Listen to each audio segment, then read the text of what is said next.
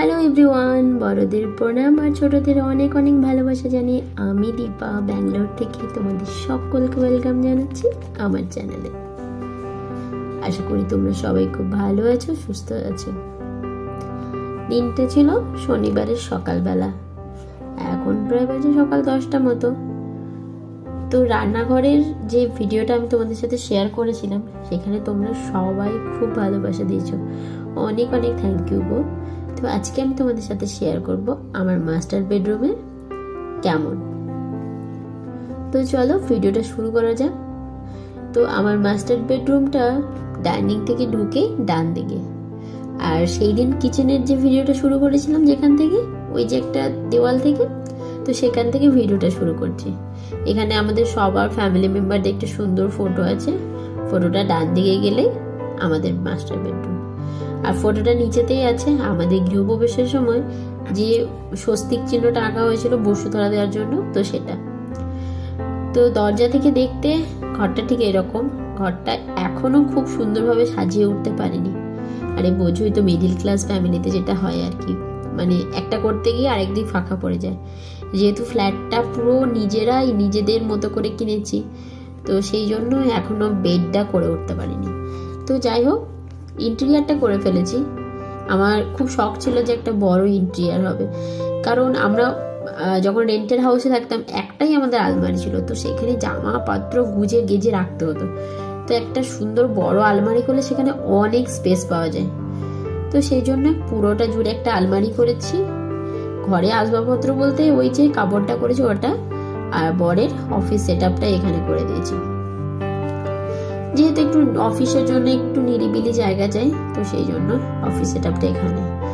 আর office সেটআপের উপরে laptop, একটা revolving chair, আমার মেয়ের হেলমেটটা যেটা ওটা প্রতিদিন অলমোস্ট ইউজ হয় না, তো সেই জন্য ওটা এখানে রেখে দিয়েছি। একটা মোবাইল রাখার জায়গা, আর এখানে কিছু এক্সট্রা বাসনপত্র যেগুলো উইকলি একদিন হয়তো ব্যবহার হয়ে যায়, কারণ বিরিয়ানি টিয়ানি বানাতে বা কোনোদিন কিছু আরেকটু কাউকে বললাম, তো সেই জন্য এগুলো উপরে আর ওঠেনি। আর এই ঘরটা যেহেতু সেরকম ঢোকা বেরোনো হয় না, তো সেই জন্য এগুলো এখানে রেখেছি। এগুলো একটু কিছু এক্সট্রা বাসনপত্র।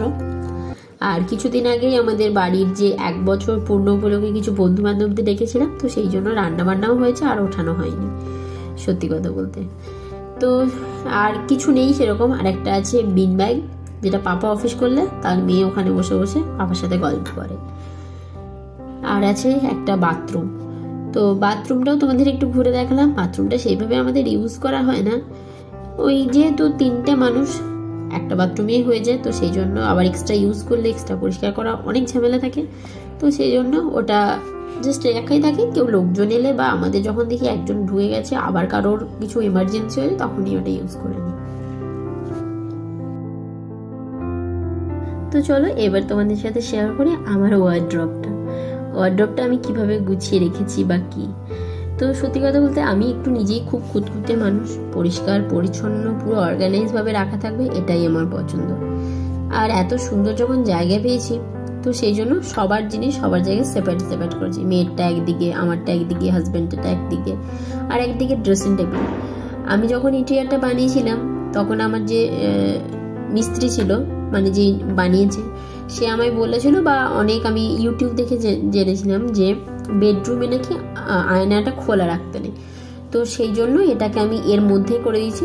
আর সামনে পাশে যে জায়গাটা আছে ওটা মেয়ের বিভিন্ন, আমার মেয়ে যেহেতু খুব ছোট এখনো অ্যাওয়ার্ড পাওয়া বা সেই খুব কমই পেয়েছে, তো এইগুলো ওর খেলনা বাটি, ওর সাজগুজির জিনিস একদিকে সাজিয়ে রেখেছি। মানে সবারটা সব জায়গায় আলাদা আলাদা করে রেখেছি, তো সেই জন্য কি হয়েছে, সবাই কেউ কারোরটা ঘাঁটে না, মানে সুন্দর অর্গানাইজ ভাবে থেকে যায়। আর আমার থেকে এখন মেয়ের সব কিছুই বেশি, তো এই যে ওর যেগুলো ফ্রক ট্রক আছে এদিকে হ্যাং করে দিয়েছি, ওর জামা কাপড়গুলো, ওর পাপার, এদিকে কিছু ওর হেয়ার ব্যান্ডের কালেকশন, মানে এইসব বলতে মেয়ের সব জিনিসই ভর্তি। তো যাই হোক, এখানে আমার সুন্দর পছন্দের কিছু কিছু শাড়ি আমি বাড়ি থেকে এবারে আনতে পেরেছি, তো সেইগুলো সুন্দরভাবে গুছিয়েছি। কিছু কুর্তি কালেকশন, মানে এইভাবে যতটুকু জিনিস আছে, পুরো এখনো ওয়ার্ড্রপ ভরেনি, তবে এত বড় ওয়ার্ড্রপ ভরতে অনেক টাইমও লাগবে। তো যতটুকু আছে সুন্দরভাবে অর্গানাইজ ভাবে রেখেছি। আর আমাদের ঘরটা ওকন থেকে দেখো দেখতে এরকম লাগবে। হ্যাঁ, আর আমাদের যে একটা মানে ঘর আর আমাদের মিডিল পয়েন্টে একটা জায়গা ছিল, তো সেটাকেও আমরা ভেঙে ভেঙে একটুখানি মানে মডিফাই করে এরকম করেছি, যাতে ওখানে জিনিসপত্র আমি রাখতে পারি। তো অলমোস্ট এইরকমই লাগে আমার ঘরটা দেখতে।